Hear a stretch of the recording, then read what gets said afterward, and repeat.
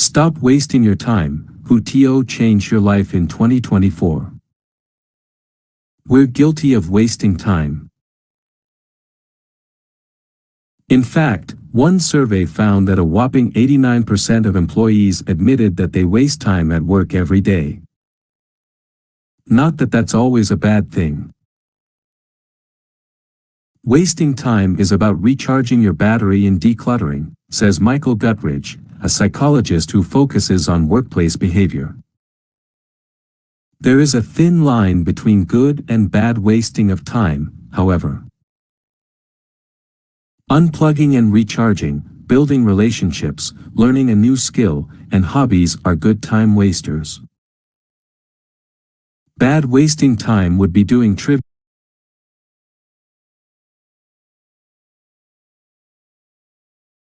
and unproductive tasks. Other bad wastes of time are activities where nothing is learned or procrastinating when you shouldn't. Simply put, wasting time can be beneficial when you need to recharge.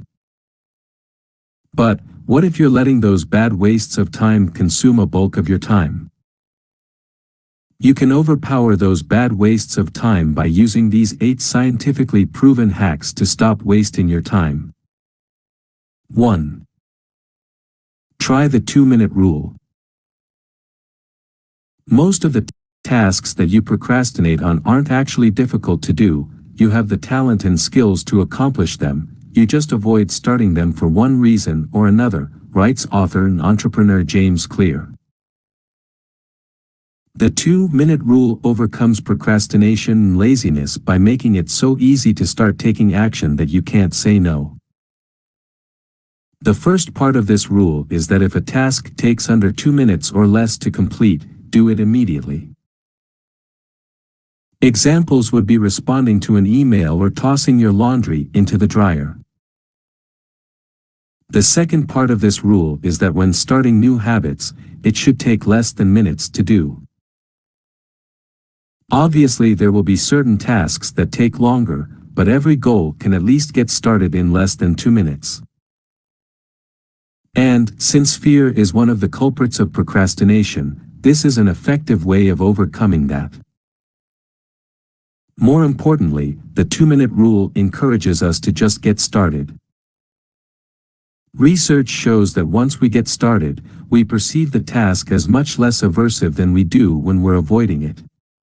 And, even if we don't finish the task, we have done something. This makes us feel in control and optimistic, which gives us some momentum. 2. Set macro goals and micro quotas. According to a study on motivation, researchers found that abstract thinking is an effective method to help with discipline. While dreaming big is sound advice, you need to balance that with intrinsic motivators. At least that's what the variety of research around the self-determination theory shows.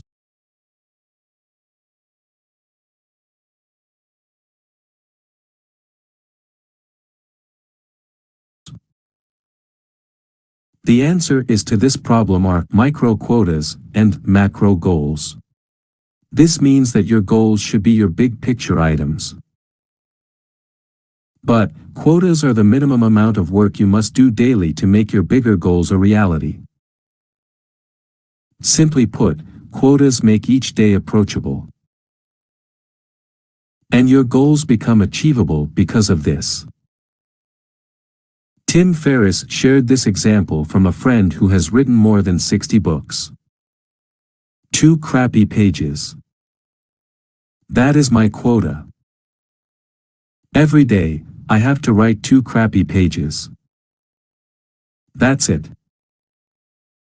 If I write 2 crappy work pages, that day is a win. 3. Stop wasting your time by only working on a single task. Multitasking is ineffective and one of the biggest time wasters around. That's because the human brain can only focus on one thing at a time. Furthermore, a study out of the Institute of Psychiatry at the University of London found that multitasking actually reduces your IQ more than losing a night's sleep or smoking marijuana. The answer: focus on one task at a time, aka single task. Do one thing at a time. Eliminate distractions. Create a priority list. And take frequent breaks. 4. Prioritize like you're going on vacation. Think about your day as if you leave tomorrow on a long cruise with no internet connection. What do you do? Do you delegate? What do you ditch? Writes Gwen Moran for Fast Company. Suddenly, you're hyper-aware and more efficient because the stakes are higher, time management expert and life coach Steve Chandler tells Moran. You're not spending time on things that don't need to get done. 5. Create and stick to deadlines. There was a 2002 study from MIT that found that deadlines are able to control procrastination. Here's the kicker, though.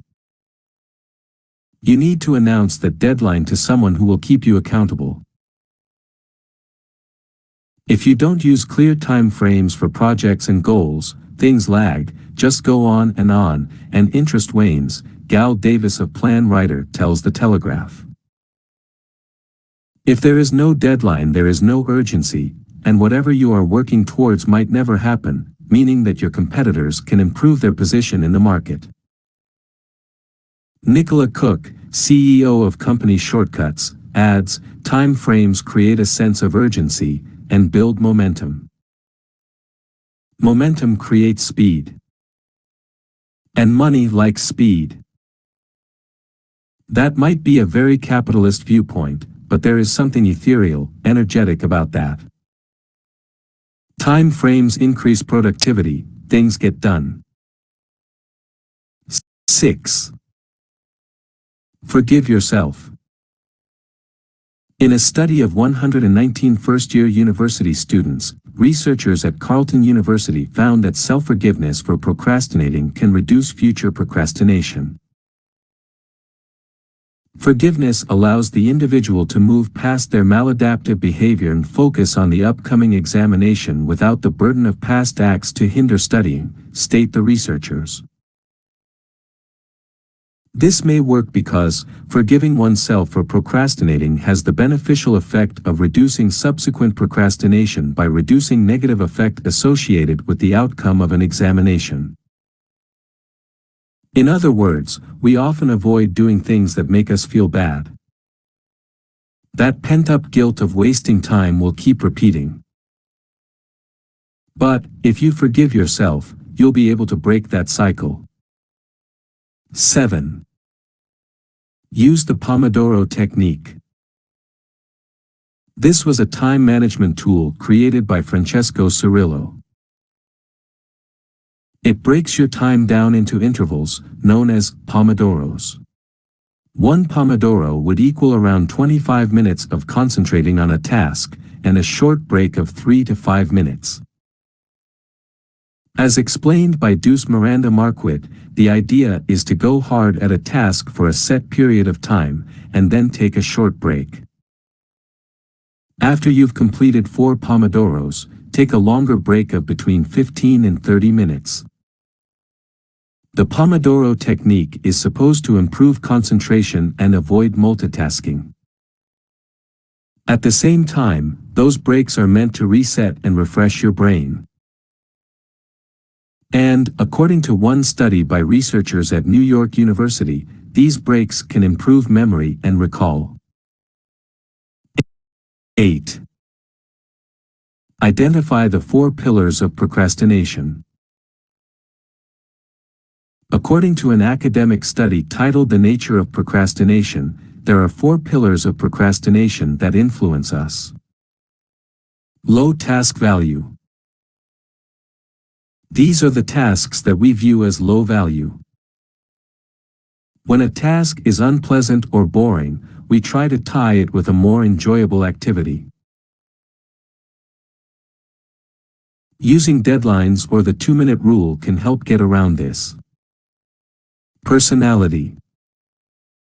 Some people are more impulsive and easily distracted than others. Know your triggers and look for ways to keep them at bay. Expectations. When you expect to complete a task easily, you're less likely to procrastinate. Go back to the 2-minute rule and get it done. Goal failure. Fear of failure is prominent in procrastinators. Work on building your confidence so that you get small wins. As a result, you can build momentum and overcome procrastination. By knowing the enemy, you can learn how to defeat them. What tricks do you use to stop wasting time?